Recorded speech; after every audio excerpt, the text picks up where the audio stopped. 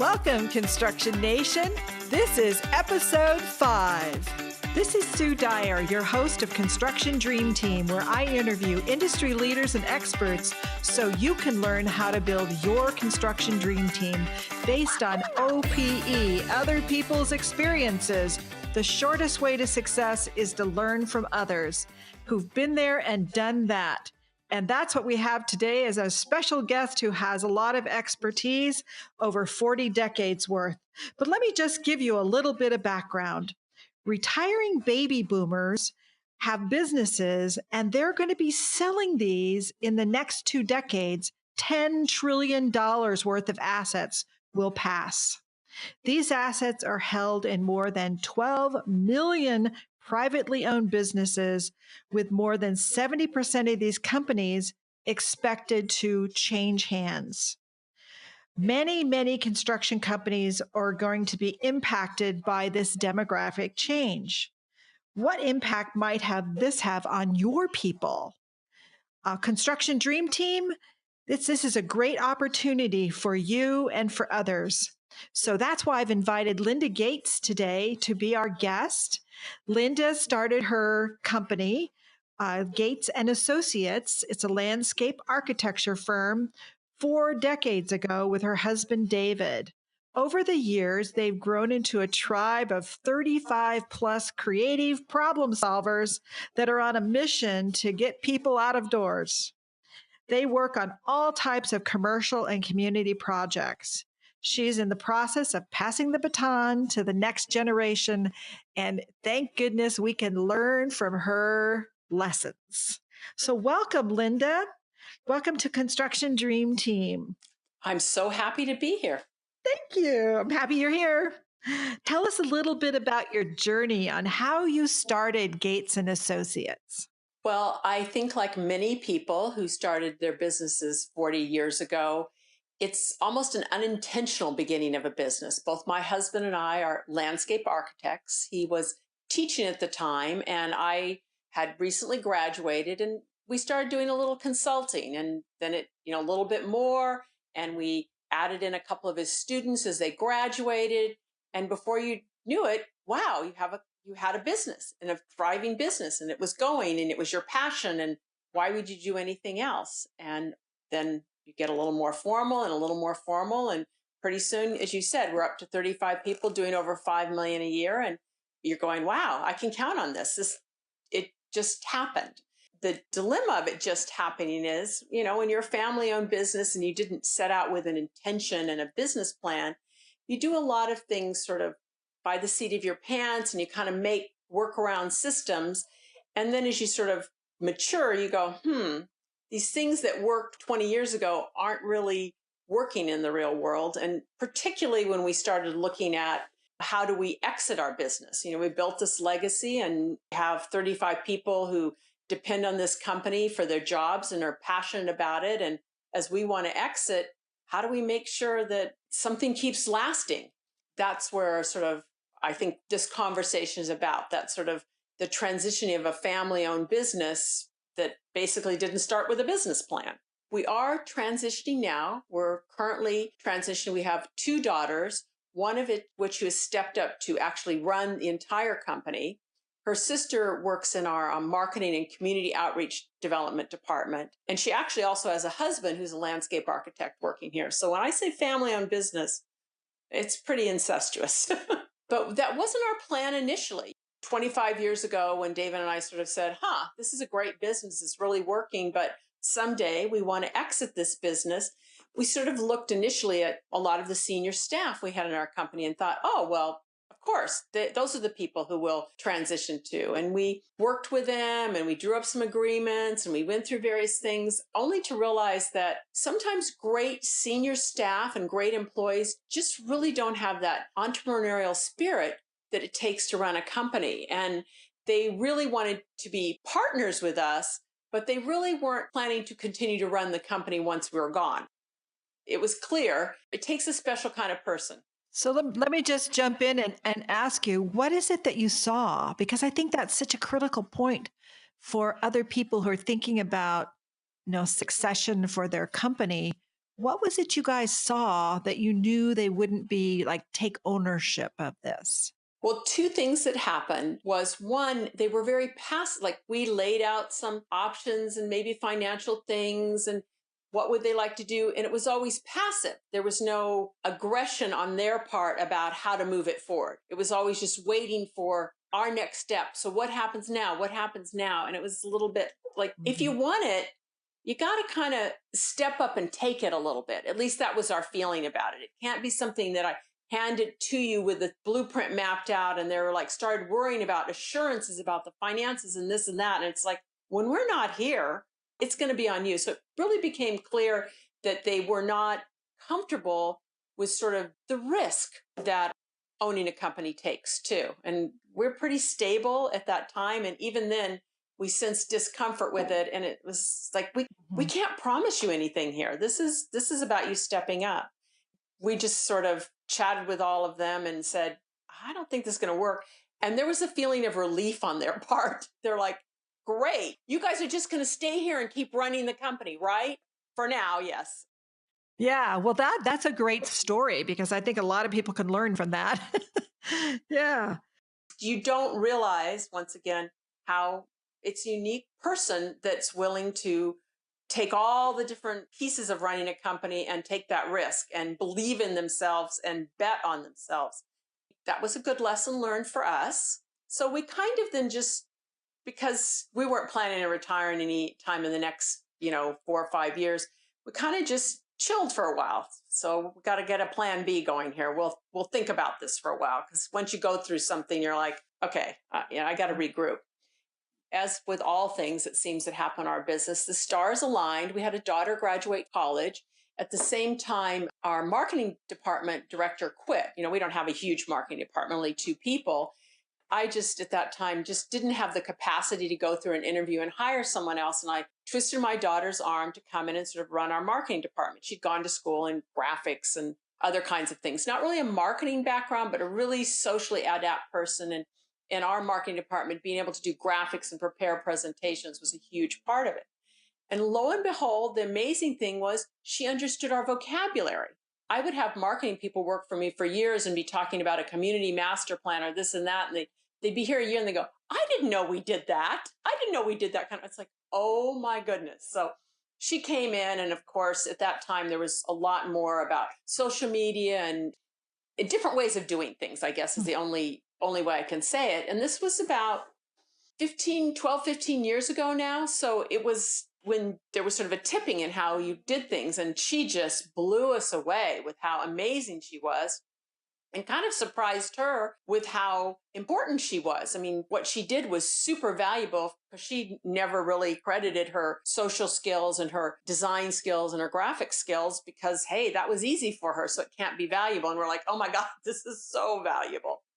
Her younger sister was getting ready to go to college and select the school she wanted to go to. And they started having some conversations about potentially running our company together. And I chatted with our younger daughter because to be a landscape architect, you have to select a college that offers degrees in it. It's not something you can decide to do later on. You have to have a degree in landscape architecture in order to get licensed in the state of California. So she elected to go to Davis because they had a program in landscape architecture. And he went there and studied landscape architecture and interned at a firm up in Sacramento and then went to work for that firm when she graduated, feeling that if she was going to come in and run our company, she better go work for somebody else and figure out how people did it in the real world as opposed to her family world. She worked there for 4 or 5 years, met her husband there. And then my husband and I looked at each other, and there were some transitions happening at that time within the industry. And I called her up and I said, if you're going to come, you need to come now. There's times when you just have change happening, and it's a good time to step in. And so she came, and a couple of years later, her husband came. That seemed all good. And we all had this vague idea of, okay, eventually our daughters are taking over the company. But we didn't really put anything in writing or any expectations about how this was going to happen or anything like that. And we just all hummed along for about a year, happy as be. The one good thing I think I did was I encouraged each of my daughters to join an organization called the Women's President Organization. Other women who are business owners that you meet with once a month and kind of share your trials and tribulations with, seek advice from, and basically have some wonderful models of other people who own companies. They both joined separate groups like this. There's usually about 20 people in each one of these groups, and huge confidence builder for them because suddenly they were talking to these people and they're like, wow, I'm contributing to these groups. And when I have challenges, these groups are contributing to me. And they weren't always looking to their mother for advice, but they were getting separate viewpoints. So that led them to gain a lot of confidence. And the thing they said for both of them were like, you guys are doing a lot of things sort of because you've been doing that way for a long time. You don't have a clear organizational chart. You don't have clear systems. You don't have clear protocols. Everything is a little bit vague. And that was very frustrating to both of them because it was hard for them to insert themselves in a role and communicate to other people their role because it was all so mixed up. One of our daughters introduced us to a approach called traction. There's a book. They lay it out. It's one of these things. So every once in a while, you open up a book, first page, you go, oh my gosh, this is us. This is our problem. In each chapter, you're like, oh my gosh, I need to do this. I need to do it.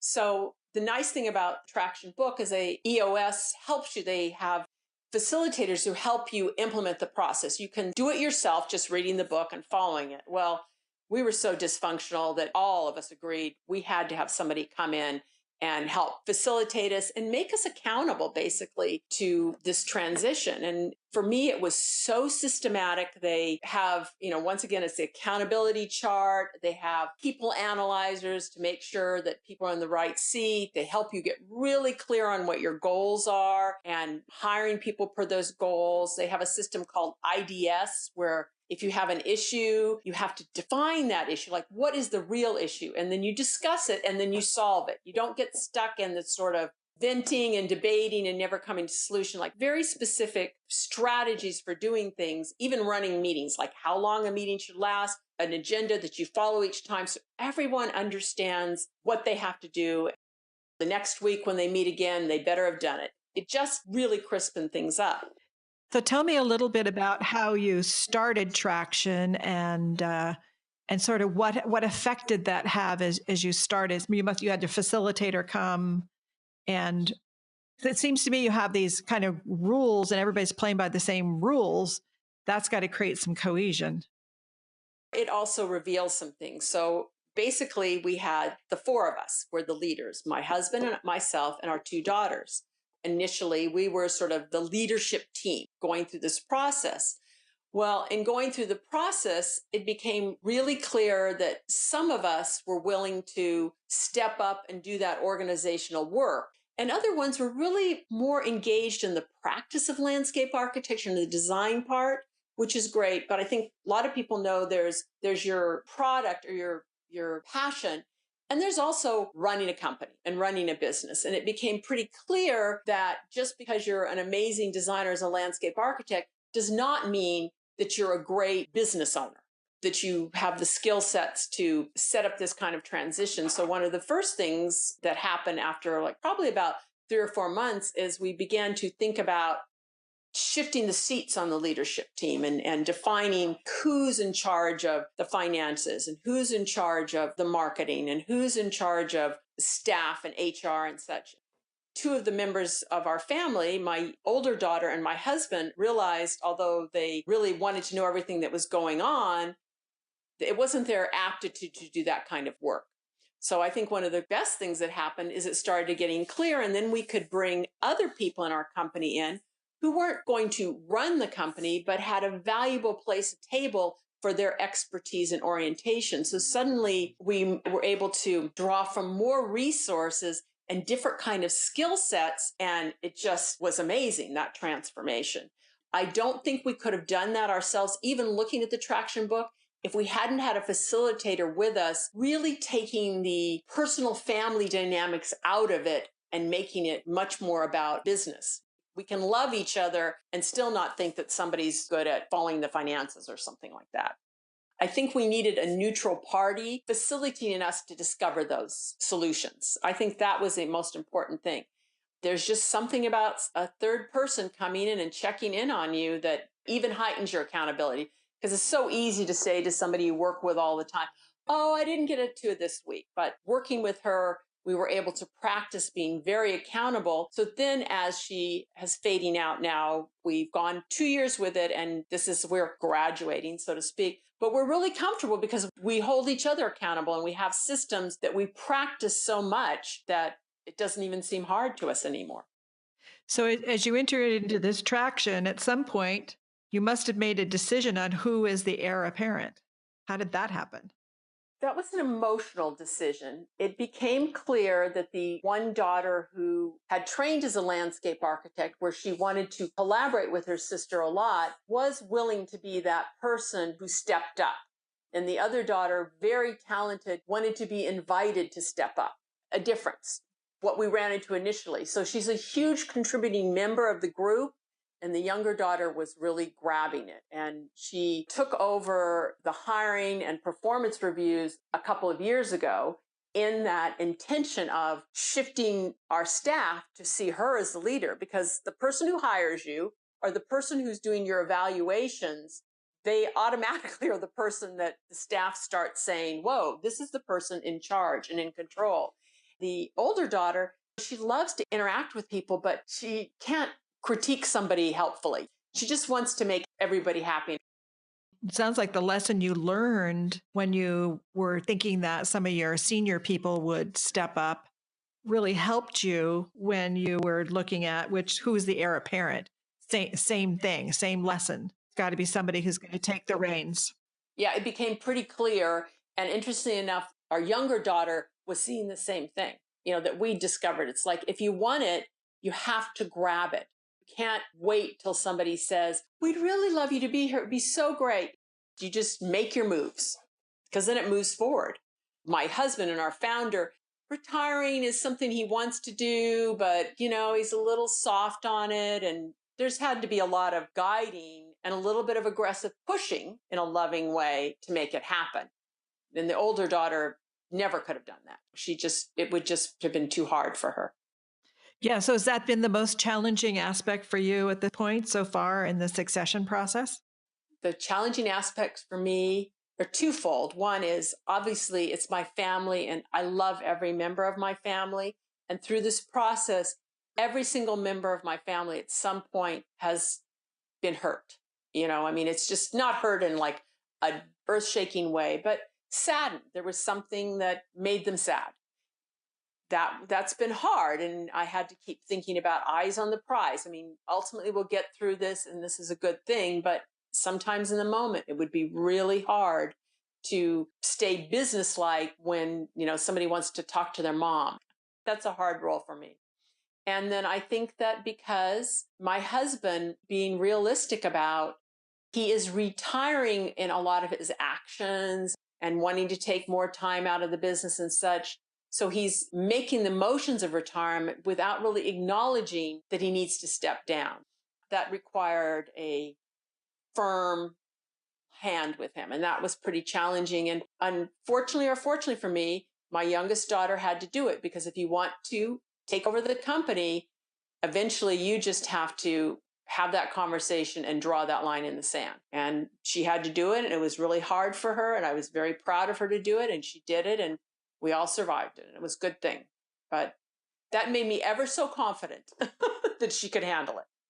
Well, that's one of the things I've seen a lot of times in succession processes, especially in family-owned businesses. I remember meeting with people years ago where the father had started the business and the son was there in the room next to him, the office next to him, waiting to take over.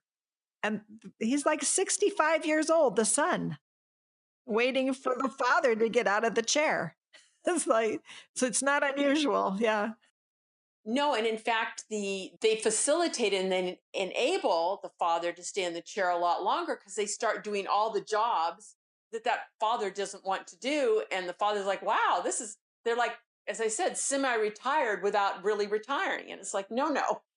She had to draw a line in the sand for her family and her vision. And I'm proud of her. So what advice would you offer other people who are just thinking about succession or just starting the process? First of all, I think you should write down what you want. What does succession look like for you? And write it down and say, I want to be out of here in 5 years and I want to get this kind of economic return. Like, write it down. Don't be vague conversations talking back and forth, because everybody leaves with an impression about what you're agreeing to. And if you write down what you want, not necessarily what you think the other person wants to hear, but you really want, then you can actually negotiate. Too often I found that people wrote down what they thought the other person wanted to hear or talked, and then it got very confusing because nobody knew what people really wanted versus what they thought they needed to say. The second thing is you need to set time frames. Like, I want this and I want this to happen within this amount of time. One can always come back 2 years later and say, oh, well, it didn't quite work out and we can make an adjustment. I don't think you should write it down thinking you'll make an adjustment, but you need to begin to write things down and set time frames to them. Because we found there were a lot of misunderstandings and assumptions that had been made. Untangling them took a lot of time. And that's where the hurt feelings occurred, was the untangling of them. So it sounds like your advice is really to kind of structure it so that, you're clear. What do you think about having someone help you with that process? Would that have been helpful? We did have people helping us. Lots of people helped us. And frankly, the final buyout of how we structured selling an architectural firm is interesting, because you really are looking at, rather than what it's worth, how it can be paid off. It's like the cash flow. So it wasn't like, oh, let's get a valuation done. Let's figure out what the business can afford to pay the owners they ballot and back into this, which I thought was really an interesting way to approach it, because then you're going to be successful with it. We had accountants help us. We had family counselors help us. Lots of people help us. Some were more successful than others. But the one thing is, you needed to know what your goal was, what you wanted to achieve, because often people would spend time trying to help us. And because we hadn't been clear about our goal, we kind of spend our time going around in circles. And it turned out that a lot of my husband's goals was really to never retire ever. It was like, okay, but you're saying you will, but you're not really wanting to. That's a problem. So you've been on this journey for about 40 years, including succession, which is to be applauded because it's not an easy journey. But what is the best advice that you have ever received? Bet on yourself. When things were like, I had to make choices and things got hard, and I would sit down and go, I think that I can do this, and I'm going to bet on myself. I can do this, as opposed to thinking of all the reasons something couldn't happen. And it seems to empower me. I'll bet on myself every time that I'll do the hard work to get it done. The second piece of advice that somebody gave to me as I was in this transition part a couple of years ago, because I was so frustrated with all the hurt feelings in the family, and we just felt like we were just going around and around and around and not getting anywhere. And one of the women that we were working with, one of our family counselors, said, you just need to stop waiting for everyone else. You need to be clear on your plan, and you just need to start implementing your plan. And I thought about it, and I was like, I want to be out of here in 5 years. And starting next year, I'm going to be working 3 days a week, and you guys need to get ready for it. That's it. It'll show the gaps, and people will step up. And my husband, financially, that's what's going to happen. My salary will be reduced, and that's what I'm going to do.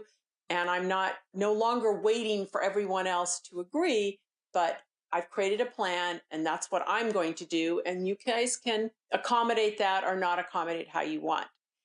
So I started modeling the behavior that I was asking everybody else to do. And it was just an epiphany, as opposed to being the mom trying to make everybody feel good and build consensus. I just was really clear about what I wanted, and I shared it. It wasn't ridiculous, and I just acted on it. It made it good for me. Yes. I always like to have a resource from every guest for our listeners. So can you recommend something for Construction Nation that you think would be great? Obviously, I'm a big fan of Traction. So I would recommend people get the Traction book. I think it's Traction, Get Your Grip. It's available through Amazon. I'm sure you could just Google Traction and find it. For me, it was very simple, very straightforward. I think there are pieces of it, even without going through the whole process, that people would find valuable to themselves, whether it's, evaluating whether they should keep an employee or laying them off, or getting their meetings to not last for 5 hours or whatever, even a piece of it, and implement that themselves, I think they would then feel like, whoa, if this works so well, I should go back and do all the rest. And I actually think that you might need, unless you're super skilled at it, to hire a facilitator to keep you accountable. The other thing that really was valuable, and I mentioned it earlier, if you are a woman-owned company, I would really explore the Women's President organization in your area.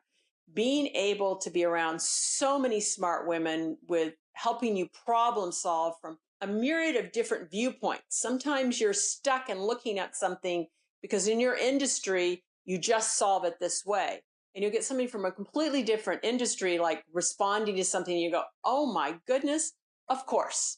Of course. And it just was really super helpful. And I think for family-owned businesses or other businesses who maybe have a woman who they're looking at to be their successor, I think I said that right. I think this is a really good place for them to build their confidence and kind of start to take their own steps towards it. So both those things were, I think, pivotal in us moving forward. And I'll make sure that on the show notes at constructiondreamteam.com, we will have a link to Amazon for the Traction book. And we'll also have a link for people to find out more about WPO. And also, I think there's a website for Traction that has some free downloadable forms and things that people can use for some of the processes. So we'll make sure those are on this episode's page on the website. So just check it out there. You'll get it. How can people get a hold of you? I'm on LinkedIn, Linda Gates, with Gates and Associates on LinkedIn. And I would love to share my journey with others if they are struggling with something. It always helps I learn something when other people share their issues with me. So I would appreciate people contacting me. So feel free. Perfect. And parting advice. We'll get some parting advice on what people can do tomorrow to start making things better based on what you have learned. My granddaughter, who's 3 years old, told me I needed to learn how to play.